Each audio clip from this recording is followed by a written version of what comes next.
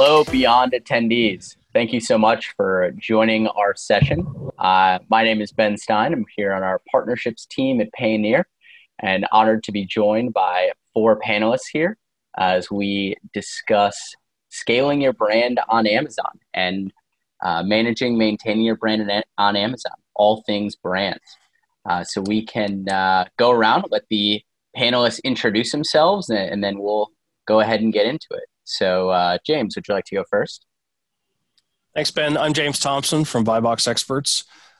We are an Amazon agency working with brands. I had the opportunity to work at Amazon for about 6 years on the marketplace side, and my specialty is channel conflict and channel strategy issues for brands tackling the Amazon channel.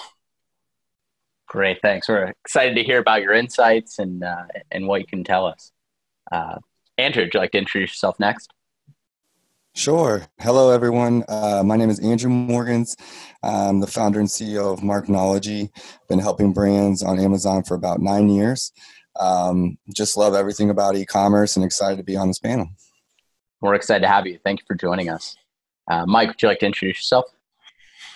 Sure. I'm Mike Begg. I'm one of the co-founders of AMZ Advisors, and I also serve as our chief strategist. And we've been around for about 5 years, 5.5 years, helping brands on the Amazon platform. And I brought over a lot of experience from my retail days working at Sears prior to getting into e-commerce.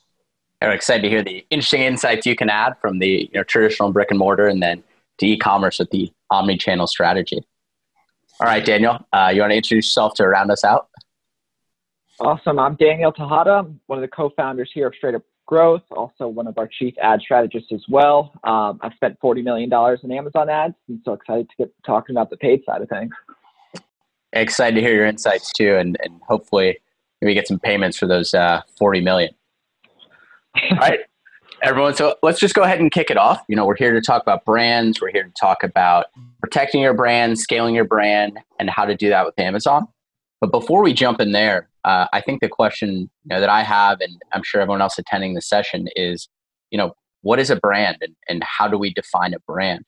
So, Andrew, I'll go ahead and kick that one to you to start off. Yeah, well, thank you.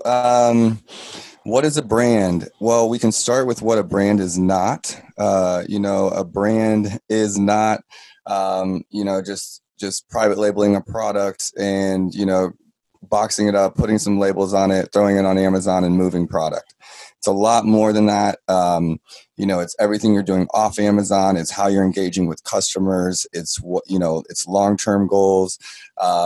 It's presentation. It's all of that. So, I'll start there and let somebody else pick it up, but it's definitely not just, hey, I want to sell a widget. I'm going to put it on Amazon and call it a brand. I think of brands, if I go back to the business school type approach, they would define brands as a consistent set of promises delivered long-term to consumers. And when you think about what does that mean for a channel like Amazon, what are we doing to make sure that as a brand, we have the right kind of content in front of customers, the same correct, accurate content that you might expect to see if that product was sold in a different channel. For national brands that find themselves on Amazon, one might argue they're not really acting like brands on Amazon when they let somebody else, some random seller, represent their brand and communicate messages that really aren't consistent with the core message that the brand is trying to invest in. Yeah, I completely agree with James on that part. And I mean, a brand is an investment. It's something that you need to try to build over time. And that starts with building the right foundations. It's having the right map agreements with your suppliers. It's investing in your intellectual property, something that's actually going to be an asset and add value to your company over time. And that's really what a brand is when it comes down to it. Yeah, I think that piece that you guys touched on in regards to Amazon and how you represent your brand on Amazon is really, really important. I know some of the bigger brands, I work with a lot of beauty brands, and they're super hesitant to go on Amazon, right? They're like, oh, I don't want to tarnish the brand. And what do? I'll search their brand name on Amazon. It'll be a picture someone took with their iPhone of that product. Already tarnished. 3.5-star reviews, and I'm like, you're already there, right? Yeah. I know that there was a study that I think it was Ecom Engine had put out, and it was talking about millennial and Gen Z shoppers in Sephora and how they shopped for products. And 40% of that demographic while in Sephora goes to Amazon.com to decide if they're going to purchase that product in store, right? And so it's such a huge, valuable presence, not just for that sale on Amazon, but that more omnichannel approach to selling, right? And I think that's so important from a brand perspective is the customer is going to purchase from you wherever they want to purchase the product, right? And it's about presenting your brand in the best way possible, in the way that you intend it to be presented, and then putting it on these multiple marketplaces to introduce that brand to whoever your targeted consumer is. Ben, if I can just add one more thing, it's important to talk about what does a brand mean to Amazon. A brand isn't really a brand unless it has a U.S. registered trademark, or in this case, it could be a trademark in whatever Amazon marketplace you happen to be selling. And so if you happen to be a brand because you got somebody on Fiverr to build you a logo and you slapped it on the box, not only is that questionably not a brand from an investment and a long-term brand equity perspective, but Amazon won't even recognize you as a brand. And I'm sure we'll get into more discussion about this, but it's critical to be recognized as a legitimate brand by Amazon from a legal perspective, because you can do a lot more as a legally recognized brand than you can as a brand that just came up with a name and decided to operate under that name. Yeah, James, and I appreciate you bringing up that point here, because I think that's really going to anchor our discussion today is talking about scaling brands, whether these were pre-existing brick and mortar brands, if they were selling in various stores and different versions of we call them physical marketplaces, and now we're translating those to e-commerce and seeing how they're going to scale there. So I appreciate everyone's insights on a brand and to kind of kick us off on what we truly defined a brand as, which Daniel, I think you made a very great point there as someone who we all shop around, we all look for goods, and we're looking for maybe the best deal or the best price on something. But if you're looking for that T-shirt or that lipstick or that item in Sephora, and you're comp shopping around, it's going to be very difficult to see how your brand is recognized, by other marketplaces, unauthorized sellers, and who is out there. So to dive a little bit deeper into that, I think something we should discuss up front is the goals that brands should have when expanding onto Amazon and taking their brand digitally. So would love to hear your thoughts on that, Mike, if you want to kick us off. Yeah, sure. And this is a conversation that we're having more and more frequently with clients about representing their brand on the Amazon platform. And the way we're really framing that conversation to them is to understand that Amazon is the best brand discovery tool there is out there. And it's the best place that people are going to go shopping looking for your product. So if you're not on Amazon, there's a good chance, or as we said before, if you're not represented correctly on Amazon, you have poor quality listings, there's a very good chance that's going to hurt your brand equity. It's going to cheapen what your brand appears to customers. And even worse, if you're not doing the right advertising strategies, you're just giving up the advertising space on your listing, and all of your prior investments to acquire these customers could be gone if that customer goes to another product or a related product and purchases the product from them. I mean, it's ironic. We hear the stories from Birkenstock and Nike of them leaving the platform. Mm-hmm. But at the end of the day, it doesn't really matter because there's still people selling their products on Amazon. Yeah. And now they've just given up that control of actually maintaining the channel for them. So no matter what, everyone needs to be on the Amazon platform. And, we always recommend using it for brand discovery, as I said. Oh, James, you're muted. Yeah, sorry. Even if you're not going to sell on Amazon, as a brand, you still need to be represented on Amazon. And what I mean by that is assume that you don't have complete distribution control. Assume that somebody's going to get product and slap it onto Amazon. And whoever sells on Amazon probably doesn't care as much about your brand as you do as a brand owner. And so I would argue you have a responsibility to put your products into the Amazon catalog, lock them down with the right information, and make sure that regardless of who ends up selling the product, at least customers are going to see the kind of message that you want your customers to see. And so we work with far too many brands that have been 5-10 years late to the game and discover their products are not only being sold by a bunch of unknown sellers, but the content is atrocious. The catalog optimization, the process of removing duplicate listings, making sure that the right UPCs are in place, none of that is exciting work to do. But if it's not done, somebody's basically bastardizing your brand on Amazon and you're not paying attention to it. And so the process is not just how do we make sure that we have the right information on Amazon. It's also keeping in mind that Amazon product listings get indexed extremely highly in Google. And so if you've got garbage listings on Amazon, guess what Google's indexing? Guess what happens for those customers that don't start product search on Amazon and start on Google, and lo and behold, discover a bunch of low-grade quality content from Amazon listings? That is not the way that you want your brand to be represented. And so, yes, some brands will feel like they've been painted into a corner by Amazon, but the reality is that's where customers go and do product search. That's where a lot of them go and do product purchase. And if you as a brand decide to walk away and ignore the channel, there will be repercussions. And the repercussions are not going to be good. Yeah, I'm going to jump in here. I'm sorry. Go ahead. I'm sorry, buddy. I was just going to jump in and say that in my experience, it seems like a lot of the people that fear Amazon or that don't understand or that can't get their handle on it just simply don't know it. They don't know what they don't know. They don't know how to combat it. They don't know how to protect themselves. There's a level of brand protection that's like defense. Even if you're not, I think that's what James is trying to say. There's a defense, of brand protection that's needed, whether or not you're trying to grow and get a bunch of customers on Amazon on the offensive. You at least have to protect the defensive. I mean, we talked about Nike and different brands, Birkenstock, like leaving the platform. Look at Nike on Amazon versus Adidas. Right. And you can tell like they're main competitors and they're not even close to being, comparable. One is dominating the other in regards to branding and storytelling and all those things that are needed. You think about Sephora, which you brought up, Daniel, and it's like, how would you want a customer to feel coming in contact with your brand as if you had your best employee in Sephora introducing that customer that walks in the brick and mortar and you're telling them about your product and educating them about it?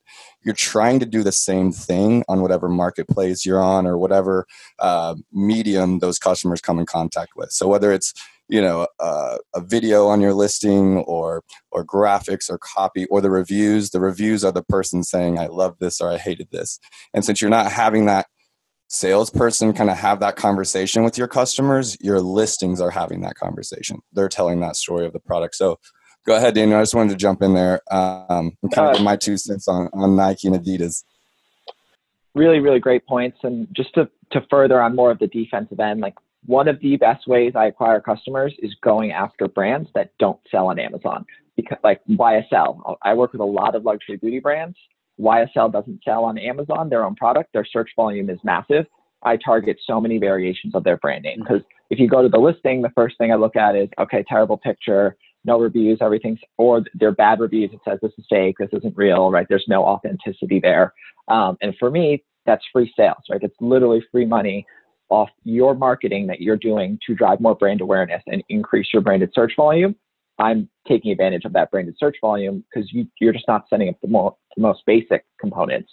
And I think just talking about goals as a whole, right? Like it's okay to just play defense on Amazon. Like if that is your goal, I've worked with some brands and they just want to own their sponsored brand placements so that when you search their brand name, their sponsored product placements, all you see is their products. Organically, when you search their, branded terms, all you're going to see is their products, page one.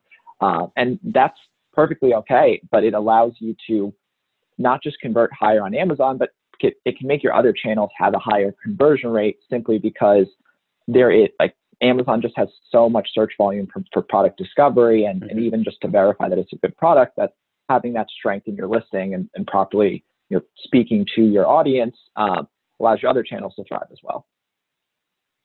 Yeah, and I think Daniel makes a good point there as well. Amazon's one of the channels or platforms that's a lot easier to control your brand image on and your brand reputation. So you can actually create these defensive advertising campaigns, control everything. You don't have the same control over your sales funnel or over your sales channel that you have on Walmart or some of the other platforms out there. So just getting that established on Amazon is huge for a lot of brands.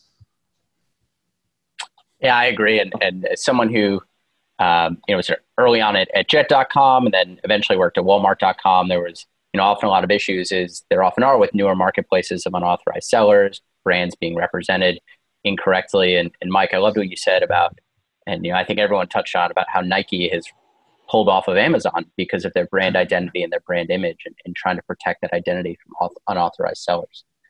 And talking about goals. One more point there. I was going to say, like, I do think that one of the big gaps is the vendor versus seller central and where you start there. And I think that, especially if you don't have strong expertise on Amazon, can be a big mistake for brands. And sometimes they lose some of that control because, they can't control their price on vendor, right? And they're like, I'm done because, Amazon's dropping price too low. But why don't you just have a seller central option? And now you can control your own pricing there, right? And stop selling to vendor. There's little things that can make a difference based on what those goals are. Even from a growth strategy perspective, right? You can, if you really want to focus on new customer acquisition, I've got clients that are like, I want to be the number one product in this category. That's a very different ad strategy and maybe even leveraging off Amazon sort of efforts as well to drive towards that single goal versus some brands want to scale. They want to scale more profitably. You're not going to be able to go after, the more aggressive search terms, but you have to stretch a little harder. There's still a lot of different things you can do. Like video ads, for example, are awesome. I don't know if you guys have been leveraging, those, but I've seen higher conversion rates and lower CPCs than my traditional sponsored product ads in the same, more competitive category. So I think one of the gaps brands have is, they try and they fail and then they think Amazon doesn't work. But I sure as you guys know, right, it's test until you find the action that's going to help you achieve the goals you're looking for. Right. What is the cost of opportunity for having someone negative in your organization that, tried and failed at Amazon is now speaking for your brand? Like, I can't imagine what that cost of opportunity is. If a brand has someone in-house that tried it and they failed, or they're either essentially giving, the upward command or the CEOs or whatever, advice or feedback that's not correct in regards to how to move forward. I'll say it every time. You don't know what you don't know. And if you're doesn't mean you have to change everything you're doing, but just get some advice around your problem and know if there's a better way that you could be doing things. And I think that was a great point, right? I love what you said about you don't know what you don't know. And there are tools and resources out there. But I think, frankly, it's, understanding the data, understanding the market, and then understanding yourself as a brand too, to continue to move forward and utilize that omnichannel and the multi-channel approach. So speaking of the omnichannel approach, we're focused here on Amazon, focused here about brands on Amazon. And James, I'd love to hear some more of your thoughts about the importance of Amazon as a customer acquisition channel and why brands should be utilizing that and taking advantage of Amazon. Let's start by looking at what happens if you don't actively use Amazon to acquire customers. And for a lot of brands that are nationally distributed or have never been on Amazon, the big wake-up call is after they've realized their products are being sold by unauthorized sellers to begin with, they then discover there's a whole bunch of companies they've never heard of that are eating their lunch day in and day out. And these may be, digitally native brands. They may be manufacturers from overseas who are now selling direct on Amazon. But just because you have 15, 20% market share on the physical shelves doesn't mean when you show up on Amazon that anybody cares about your brand. You are at the back of the bus with everybody else trying to fight your way to the front to get to the first page of organic search. And it doesn't matter that you happen to think you're a big brand that's been around for decades. And so what ends up happening is when brands get onto Amazon and they say, hey, look who I am. Don't I get some respect here? No, you get no respect. So you got to build the right foundation, and then you got to say to yourself, okay, if I'm prepared to leverage the fact that there's hundreds of millions of customers on Amazon, I'm going to have to proactively do things because customers don't just come flocking to me because I exist on Amazon. And so the process then becomes, what are you doing to drive disproportionate amounts of traffic to your products when everybody else, including these no-name competitors, know how to play the game on Amazon better than you do? What is stunning for big brands that finally get onto Amazon, it's stunning for them to realize that they're basically starting at zero and having to work up. Yet, yes, there may be some branded search happening on Amazon, but something like 70% of all search on Amazon is unbranded. And so the fact that you've got this stellar brand doesn't even play into the way that consumers search for products on Amazon. So if you've got competitors that know how to win the unbranded generic keyword search game, they're going to get placement well ahead of you. even though you have 20, 30 years of experience and possibly 20, 30 years of understanding customers better. But on Amazon, it doesn't matter. Let me stop there because I'm sure some of the other panelists have perspectives on this, but it's not even that you want to use Amazon to go get customers. It's that if you don't, then a bunch of competitors you've never heard of are going to clean up your lunch and go, yum, yum, yum, that was delicious. Please stay away from Amazon as long as you want because we're eating your lunch. I think James nailed that right there. I think that's such a huge distinction with Amazon is that it's not just a marketplace, but it is the largest product search engine in the whole world at this point, right? We've got 65 to 66% of all online product searches starting on Amazon. That's a number that's far above even Google searches at this point. And when you think of Amazon as a search engine and less of just a marketplace, it really is the best new customer acquisition channel you can possibly find because there's massive non-branded search volume. You can conquest competitors. And I think the eating, the bigger brand's lunch is so key. Like one of the first companies I worked for, we sold the #1 dough whisk on Amazon, just private label, straight from China. We sold more than Williams-Sonoma because we were the only ones that are running ads on the term dough whisk. So we're getting non-branded customers, and all these huge brands that are selling way better items than we are losing, right? To a bunch of, like, we were a 7-person shop selling, pretty decently on Amazon, and all the big guys weren't there. And now what I've seen recently is the big brands are coming in, they're spending hard, they're spending, a lot of dollars in the ads front to make up the market share that they've lost over the past 4 years, right? Because they did not adopt early enough. And it's not to say you still can't grow yourself. I mean, I had one of these types of brands that does $50 million a year on their .com, $12,000 a month in sales on Amazon, right? So huge gap. And they're like, why aren't we #1? I'm like, well, you've got 12 reviews, #1 competitor in your space, well over 7,000, because they've been doing this for a long time. And I had to spend excessively to get them to the #1. I mean, we got them to $1 million a month in 12 months, but it was not cheap. It was not an easy, way to get there. And quite frankly, if with the amount of knowledge that they had at the time, like it would have been very, very difficult to achieve those goals without someone that actually knew what they were talking about. I completely agree with that. Sorry to cut you off there, but it's just funny, like hearing these conversations about big brands. I mean, my background was working at Sears, and Sears is probably one of the most recognizable brands out there, but they invested millions and millions and millions and millions of dollars into building an omnichannel approach, but it all was about, we want to build our own platform. We want to get people here. We want to just, people that know our name, they're going to come here. And that's the same thought that a lot of these brands apply to the Amazon marketplace when they get there.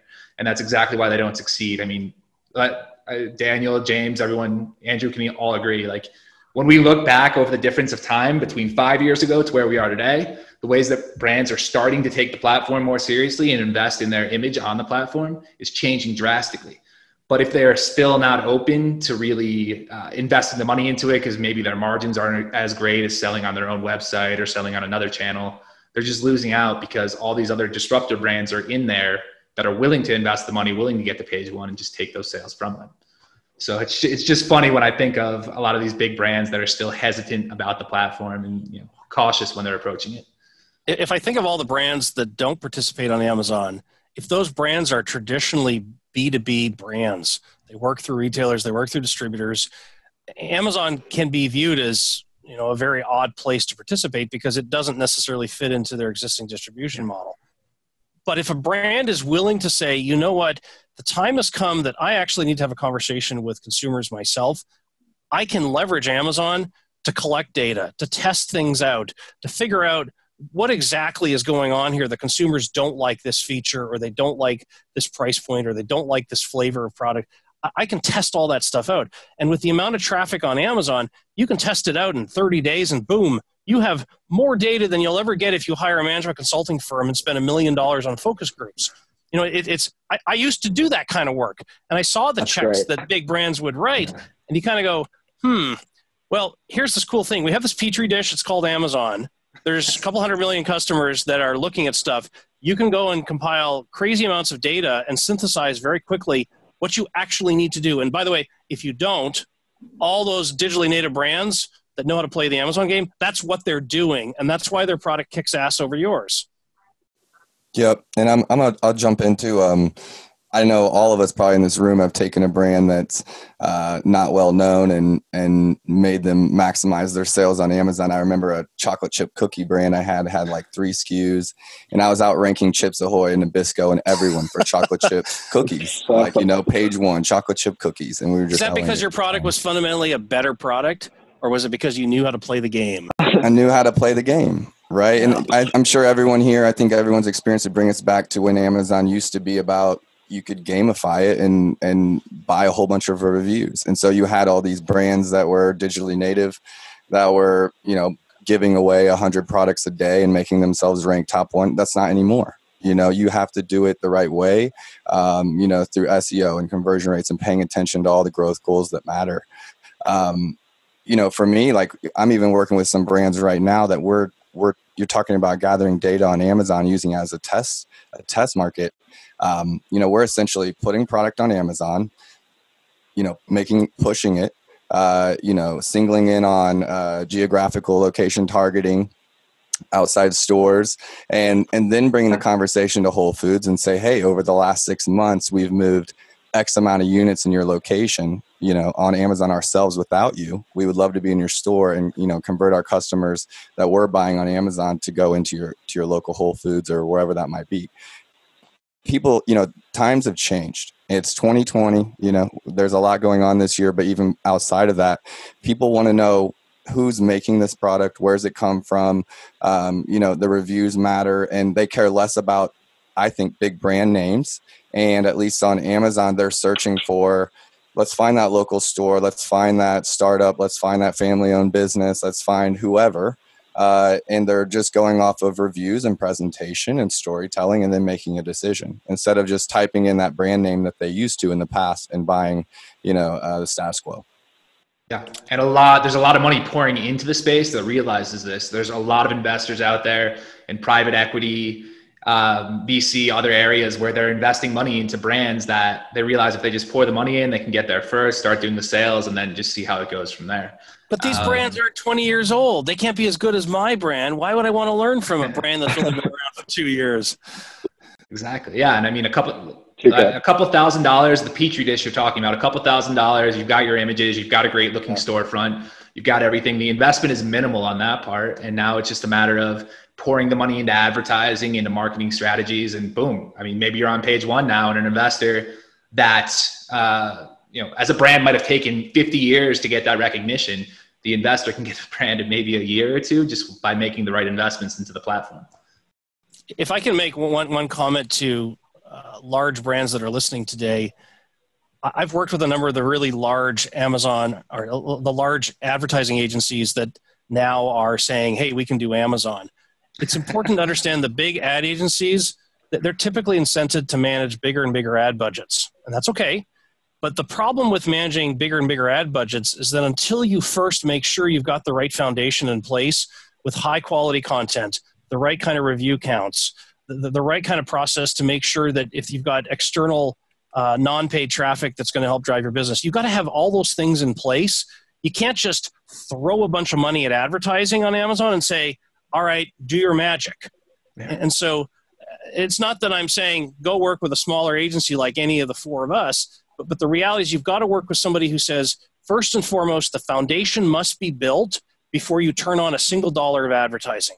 And until you've got the right foundation and you understand how the sandbox works, it's not really useful to throw a bunch of money at Amazon. And by the way, Amazon's going to say, hey, big brand, please write us a big check because the reason you're not growing fast enough is you haven't written big enough advertising checks. I would push back and say, you may not have spent enough money on traffic, but first, before you do anything with spending money, get the foundation right, get your listings in place, clean up your catalog, clean up your distribution, make sure you understand the whole life cycle of products on Amazon. You've got to do that first because otherwise you're just basically a sucker writing big checks.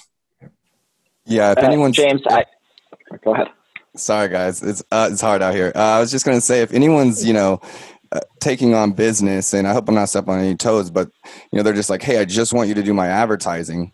and you take a look at their product listings and the SEO is bad and the images are bad and the reviews bad, or a whole number of things, multiple variations all across the platform. I don't know about you guys, but I'm walking away from those types of clients.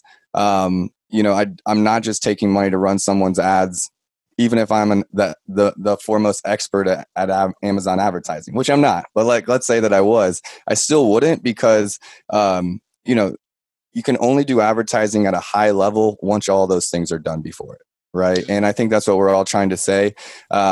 It's not the same game. It's not the same strategy as off Amazon.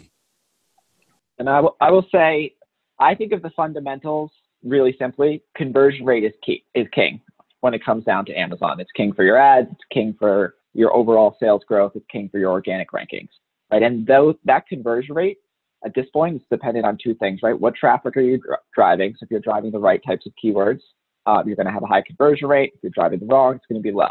But the big fundamentals are, what is the listing conversion rate at, right? What's my unit session percentage right off the bat against my products here? Because I'll go in there when I run an audit, like to take on a new client, I look at the ads data, I find the opportunities, but the first thing I look at is what's my BuyBox percentages and what does my conversion rate look like? If I've got terrible product photos, if I have, really terrible title, like not using video, it's not optimized for conversion, it doesn't make sense for me to spend money to drive because it's going to be wasted. You're going to have a low conversion rate, no one's going to buy it, and it doesn't really count as a true test either. Like I would say, if my listing's not optimized, I'm trying to rank for protein bar and no one's converting against protein bar, it's not because I'm choosing the wrong keywords, it's because my listing is poor, whether that's my reviews or whatever it might be there.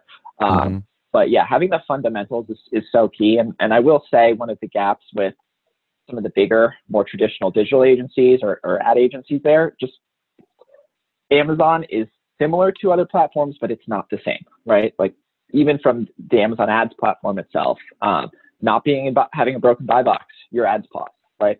They don't know why that happens, right? They're just like, oh, the ads aren't running, there must be something wrong. But no, it's that someone else is priced lower than you, and so your buy box is broken. You got to get those unauthorized sellers off.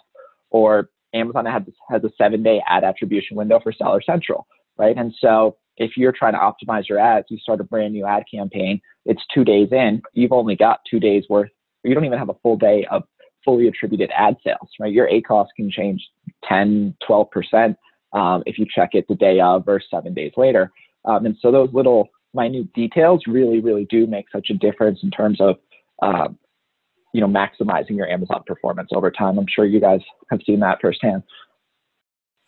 I think, what we're all talking about here is you have to be a professional to sell on Amazon and actually use this channel and connect with your customers, build your brand, and protect your brand reputation on this channel. I think, Mike, you brought up a very interesting point that 5 years ago is very different, that I could be a seller, walk into the store, purchase all of Andrew's cookies off the shelf, take a photo with my iPhone, list it there, maybe, undercut it by $1 or $2 and just continue to eat and eat and eat and find a lot of success. But now, Daniel and James, as you both just laid out, that you are a professional brand and the merchants need to think a little bit differently than they would if they were in traditional brick and mortar or selling on their own digitally native website. It's a whole new game, and we've definitely seen it evolve recently. Let's talk about the brands that do play in brick and mortar. If they have an established way of doing things, whether it's distributing through distributors or retailers, but it's also all of their promotional strategy, lots of year-end clearances, lots of BOGOs, lots of sales they might do on their website where, quite frankly, it's great for the sales team to sell through a bunch of volume, but all they've done is create opportunity for professional retail arbitrageurs to buy stuff and turn around and make a quick buck on Amazon. That whole philosophy of this is the way we've always done it. Well, if you continue to operate with those types of distribution controls and those types of channel promotion opportunities, you're going to continue to shoot yourself in the foot. And you're going to not only lose sales, but you're going to lose ground to other competitors that do have a comprehensive channel management strategy that says, we have to evolve as a company to adjust to the fact that online marketplaces like Amazon take advantage of all these gaps that we have traditionally used to drive our business. we haven't paid attention to who ultimately sells the product. We haven't paid much attention to how products get liquidated. We haven't paid attention to what happens to return products. All of that stuff is a big fat ugly that creates opportunity for Amazon. When I was at Amazon, one of my jobs was to run the group that went out and found all the unauthorized sellers and said, come on over here. We'd love to have you. At the same time, the vendor managers are saying, oh yeah, we actually like having the 3P selection from all these price eroding third-party sellers because it allows us to be more aggressive with the brands on the first-party side. If you don't realize that you're being played in every direction by the different forces on Amazon, then you're going to wake up one day and say, my brand doesn't really exist anymore within the powers of my control. And that's an ugly day. And for brands like Nike and these are companies that have made certain decisions, and there are reasons they make those decisions, but the reality is somebody else is basically at the controls running what their brand looks like on Amazon. So true. And I would say too, like, especially for the bigger brands, the liquidation piece is so painful. Sometimes I had a seller that we had a huge ad budget set up, but around COVID time, they're in the pre-workout space. Everyone was liquidating. They had horrible BuyBox on their item that does 75% of their revenue, right? And so then we had to identify, okay, what's our unique Amazon SKU? How do we find something that I can now turn that product into our top seller so that we can mitigate the risk of these liquidation issues until you implement your MAP policies, right? And we had to do so, but it cost me a lot more money to rank that product up to the point where, okay, now I'm competitive again with sales as my original product, but it's a pain point that could have been avoided if we had planned this from the beginning, right? If the brand had already had some sort of policy, like just something as simple as MAP policy there. And what I've seen with some of the bigger brands now, that maybe they can't change their single item distribution that they're used to because the volume's too high. Like, don't be afraid to create a unique SKU for Amazon. Like, you could bundle something together or create a travel size or just something to give yourself that ability to have 100% buy box. Because now you can pull all the Amazon levers, right? If you don't have control over your distribution and you've got those unauthorized seller issues, the growth components of Amazon, you essentially miss out on, right? Because you can't really drive that much ads traffic. It's kind of a waste to do a big, DSP buy if you're only going to get 30% of the sales and things like that. So don't be afraid to get creative. It's definitely something I'd say for Amazon. Yeah, and people taking advantage of these discounts, of these liquidations, taking advantage of the clearance aisle. That's literally was my first foray into Amazon, was retail arbitrage, just buying everything. When I was first getting started selling on Amazon, I think I hit every Target and Walmart in the tri-state area, Connecticut, New Jersey, New York, sorry. And I cleared out the stores, selling everything I could. And these are a lot of problems. Like James said, a lot of these traditional retailers don't have a plan to adapt this to the e-commerce and online shopping model. And that's really, I touched on it before, and that's really where it comes down to your fundamentals, controlling your supply chain, owning your intellectual property in the US, but also in the countries that you're manufacturing, to make sure that you don't have rogue manufacturers stealing your brand. That's another real issue that a lot of these companies face that, a lot of brands don't really understand right now. So yeah, their entire model needs to pretty much change to adapt to online shopping in e-commerce. Yeah, I couldn't agree more. And I think one of the biggest things, we've talked about brands, brand goals, how they can adapt to the Amazon channel. But one of the things that I've seen recently is digitally native brands who are built on Amazon go public or find an exit strategy or achieve those greater goals of further profitability. And there was the electronics brand that I think we all know of, Anchor Electronics, that recently went public. It was a brand built on Amazon and anchored on Amazon. One of the brands that I look around my bedroom here and I use their electronics, their cables, their speakers, really built that rapport with the customers, that consumer trust, and leverage their own brand identity on Amazon. So I'd love to hear everyone's thoughts about if a brand's goal, if anyone's listening, is an exit, or maybe to go public, or it may just be to further acquire and build. I'd love to hear your thoughts on that. Well, I'm sorry, James. I'll start us off. There's a lot to think. There's a lot to think about here. I have some personal friends that have sold their business, in double-digit $1 million just on Amazon. you know, I think that a lot of brands have a misconception that an Amazon store, the value that it really has. You know, if I was trying to buy a brand, well, maybe not myself, but if I was trying to buy one, you know, I'm going to be thinking about, well, what's your Amazon presence look like? You know, how's your Amazon store doing? It's not just how's your website, how's everything else. I'm specifically going to want to know what's going on Amazon. How strong is it? What's your market share there? You know, what's your profitability there? But if you're just an Amazon brand, you know, they're going to be thinking, well, how's your social? How's your web? How's your distribution? How are all of those things? So, you know, I think that Amazon is just an important piece now, whether it's just an Amazon brand or you're an Amazon brand needing to think about everything off. It has to be considered one way or the other. Well, when you look at a company like Anchor, one of the secret sauce parts of their business that helped them get to where they are is that very early on, they invested in social media, and they worked hard to keep their followers actively involved and actively connected to the brand.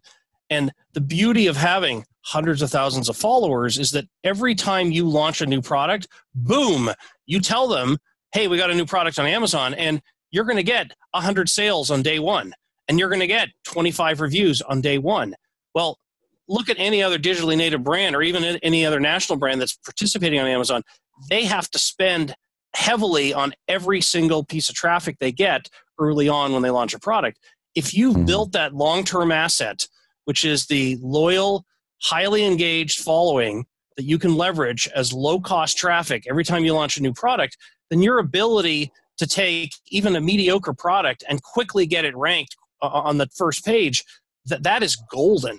And it allows companies like Anchor to be in a position that every time they launch a new product, as long as they've done decent research on where are the product gaps that they're going to fill, their ability to get that product to start to show up quickly, that's a massive, massive advantage over anybody else. Yeah, and that's something that you can't take your foot off the pedal once you start. I mean, even once you get your product ranked on Amazon, you need to continue to have the right advertising strategies to keep yourself there. And I think that's where I've talked to a lot of people in the past that have been interested in buying Amazon brands, and they're concerned about the volatility within the platform. So like, competitor comes in, steals your top spot on page one, and are you ever going to get it back? And if you're not really pouring that money and continuing to invest and using other channels to drive traffic to Amazon, whether it's social media, traditional SEO, there's a lot of different ways to do it, but all of that will help defend that top spot for you. And that's going to be really important if you have any plan to exit, to sell your brand to someone else, go public, whatever it may be, to exit your business. You need to make sure that you have all those other systems in place to support you and keep you on page one. Mike, if you're planning on building a brand to sell it, you've got to know on day one, I'm all in. I've got to build all this infrastructure. This is all, sunk cost that's going to take time to build. And the first 6 months of launching this product, I may not make any money. I may be underwater, but I need to build the fort and build the moat around the fort. And that takes time and that takes effort. And by the way, it takes expertise in a lot of different areas that any one person alone may not necessarily be able to capitalize on. And so you've got to have the right game plan, and you got to be all in. I'm tired of talking to brands that say, well, let me dip my toe in and throw a couple products on Amazon. Okay, well, good luck with that, and I'm going to go talk to somebody else now. You need to burn the ships and go all in, and that's really what it is. Yep. It's huge, and exiting is all about minimizing risk, essentially, right? So if you have a strong audience, as James mentioned, which is one of the biggest advantages that you can have on Amazon, even if you don't have an audience, but you should be actively working to figure out, how do I get people into my email list, into my SMS list, into my Instagram, whatever your preferred method is, or whatever. All terms of service compliant. All terms of service compliant. Yeah, all terms of service compliant. If you have that ability, now it's like you can launch products with ease, right? And then if you have like reviews, one of the hardest things you can get, if you have an audience that already loves your product, you have people that'll try it, and sometimes it's for free, right? You literally just do an Instagram post. Hey, we just launched this. Like, what do you guys think? Everyone goes, they buy your product. Now you're getting traffic that, if you're net new to Amazon, you start with a relevancy score of 0, right? For most products. So if I'm on page 5 trying to get an ad impression on a highly competitive search term versus page 1, I might pay $7 a click instead of $1.50 a click. right? And so it's super expensive just to get visibility. And so if you have that audience already pre-built, now you're minimizing risk. Now you know you can launch products a lot easier. You know it's going to be a little bit cheaper to launch those products initially. And it just overall, I mean, people are gobbling up Amazon businesses, right? We've got like Thrasio just got $1 billion valuation. They're buying Amazon businesses left and right. Empire Slippers does some pretty crazy sales as well for exits for Amazon. So I think people see the value of having a strong Amazon business, but really minimizing that risk through being able to have more than one product. Because one product, I'll say, like you're kind of, it's pretty risky, even if you're doing a lot of sales, but you're on one or two products. Like Mike said, like a big competitor comes in, or you've got a supply chain issue and your product starts to review poorly and now you're losing your ranks, right? That's going to hurt. So if you can expand and really go all in, as James mentioned, with Amazon, that's how you're going to be setting yourself up for a successful exit ultimately. Yeah, I would add to that and say one thing I've learned, in my 9 years of doing this and just seeing the platform evolve was different categories have emerged as the leaders, right? Like we all know supplements have crushed it on Amazon. They've been the early adopters. They were doing a lot of the chat bots to get email lists and the ebooks, to get email lists and the Zao Nutritions and with 30 #1 bestsellers, and we can have pros and cons to that industry, right? Because we know that they're kind of cutthroat and they do whatever it takes to win in a lot of ways. I'll say that. But I've taken a lot of what I've learned studying that industry to apparel, to tools, to electronics, to beauty and makeup. And so, I would urge other brands, don't just pay attention to what your competitors are doing on Amazon. You could be the leader in your space. You could be the leader by being the first brand to do, kind of the most, so to speak, on Amazon. And that's one thing that I'm usually urging a lot of the brands that we work with. Okay, like your competitors are doing this, but look here, look what you could be doing. Look at what some other categories are doing. Do you want to be left behind or do you want to be the first, right? And so I think that's something to really pay attention to. As someone that's launched brands, I launched a high-end suspender brand. They were, $90 suspenders, men's suspenders. There was no one on Amazon that had anything over $20. Right. And I spent 6 months convincing the brand, just because I was young at the time, convincing them, hey, just because, there isn't a brand already out here doing this doesn't mean there's not a lot of traffic for men's suspenders, doesn't mean there's not a lot of places that don't want to buy suspenders at Hot Topic or get the $9 or the $20 pair. And so it was just this mind game with this guy to say, hey, there isn't someone already doing it. So why would I do it if no one else is doing it? Mm-hmm. And long story short, we went ahead and launched that brand with a small ad budget. I think we did like 150, 200,000 in that first year, kind of just putting the products up. And that's happened over and over and over and over, where maybe there isn't a competitor to look at or compare against to be like, hey, this is not what's happening. What do you want your brand to look like? What do you want your brand to be positioned, whether you're looking to exit or not?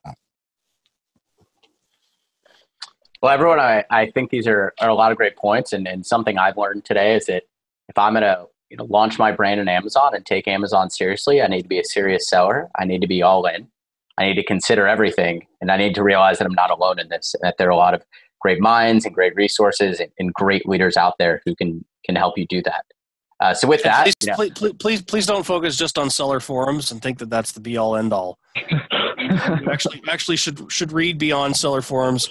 If you've got to invest and spend a couple days in training, or you got to go talk to a bunch of people and figure out, how can they help you, half an hour here, half an hour there. The reality is there's so much misinformation floating around. And while everybody on the panel today, we've done our best to put good content in front of everyone, Amazon changes so often and they don't bother to tell anybody, oh, we've made this huge change. Unless it's a seismic change like, hey, we're going to suspend everybody if you start doing this, this, and this. But most of the changes, the little, being, what's the expression, cut by a death by 1,000 cuts, that's kind of Amazon if you're not paying attention to all the little things that are happening. I would very much encourage anybody that wants to sell on Amazon, go get yourself a network of peers. Talk to people who have already done this and stay in touch with them. because quite frankly, we're all in this together trying to figure out what's the lay of the land and how does it keep changing? What do we need to do? If you're trying to do this yourself and say, well, gosh, I was really successful doing this somewhere other than Amazon, of course I can figure out Amazon. Well, I wish you well. You're going to fall down flat in your face a few times, but definitely get yourself a peer group. Go to some conferences, join some mastermind groups, talk to some consultants. You've got to go and figure this out, because there is no one recipe or cookbook that says this is the way to do it. There are lots of different ways to do it. Some of them are a little bit more shady than others, but you've got to continuously be updating, because this is hardly a static marketplace. I think one thing that you hear from all of us is, just if you're not on Amazon right now, just get started and start making the investments, start making the changes into your listing. Because the sooner you get started, the more momentum you're going to gather over time. And a lot of things that we might be taking advantage of now might not be here in 2 years from now. And then we have to develop a new strategy to get around that. I mean, we talked about being able to buy reviews 5 years ago. That's gone. And that was a huge way to launch products. So the sooner you get started, the more organic reviews you're going to get, the more sales you're going to get, the more you're investing in the platform, the better your visibility will be on Amazon in the long term. Yeah, and whether it's Amazon.com or it's Amazon Canada or Amazon U or Japan or Australia, that's next. So, if you're a brand that is listening and you've got .com figured out, talk to someone about expansion. Maybe you can be the first mover on one of those international marketplaces, but brands are going global. I have more and more and more brands, expanding all over the world. And so it doesn't have to stop at .com. Yeah, and I'll just say, to end it off here, don't be afraid to try Amazon. Like, I think everyone thinks it's so complicated, and, at times it can be, but I can tell you firsthand, I learned how to do Amazon ads watching YouTube videos in 2016 when they first started, and I was on Seller Labs and Amazing Seller and watching all those Facebook Live videos and, and testing it. You really have to get a product out there, even if it's your own, even if it's a little testing fun to figure out how to make these things work. You can teach yourself there, right? It's not rocket science. I want to thank each of you, James, Andrew, Daniel, and Mike, for joining us today. If any of the brands out there are listening, or any merchants or any sellers or anyone who's interested in maybe launching their brand or taking their brand from brick and mortar traditional commerce to e-commerce, or any questions under the sun, you can find the information for all four of our great panelists here in the box below the session. James of BuyBox, Andrew of Marknology, Daniel of Straight Up Growth, and Mike of AMZ Advisors. Thanks so much for joining us. Thanks for having us. Thank you, everyone. Thank you. All right, bye-bye.